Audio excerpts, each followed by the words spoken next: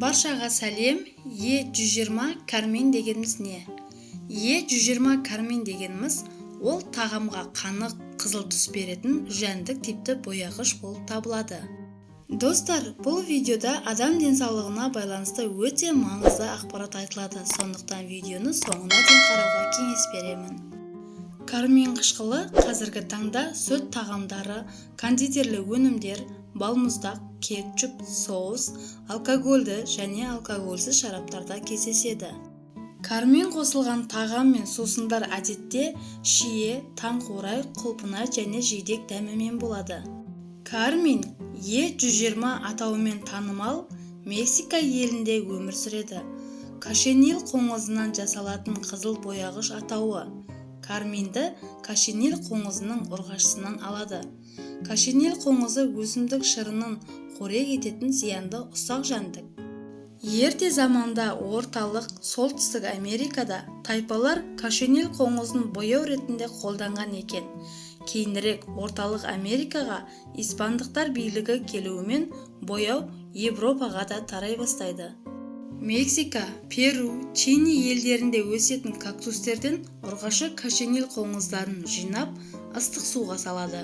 Сосын кептіріп қояды. Кептірген қоңыздарды ұнтақтап, қызыл түсті затты алу үшін аммиак, карбонат, натрий сұйықтықтарымен қайнатылады.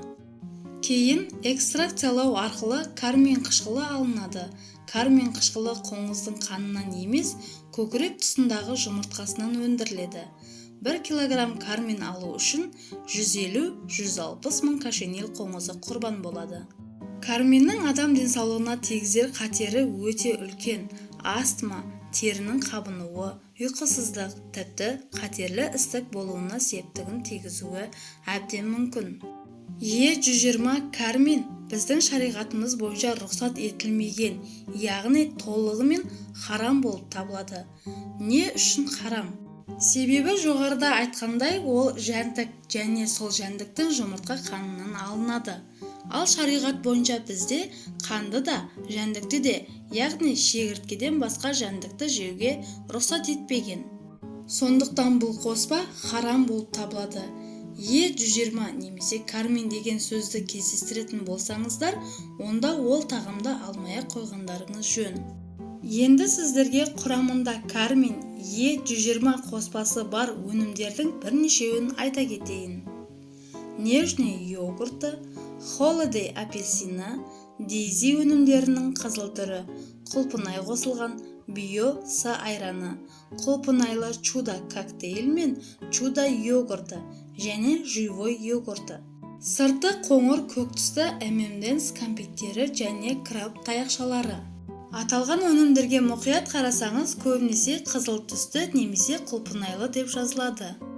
Достар, Е120 кармин қышқылы туралы толық ақпарат бере алдым деп ойлаймын. Алла аманат еткен денсаулығыңызды күтіп, тек халал өнімдер тұтынайық. Бүгінгі ақпаратым пайдаңызға жараса, лайк басып, пікір қалдырыңыз. Әрине каналға тіркеліп, қоңырауды басуды да ұмытпағайсыз.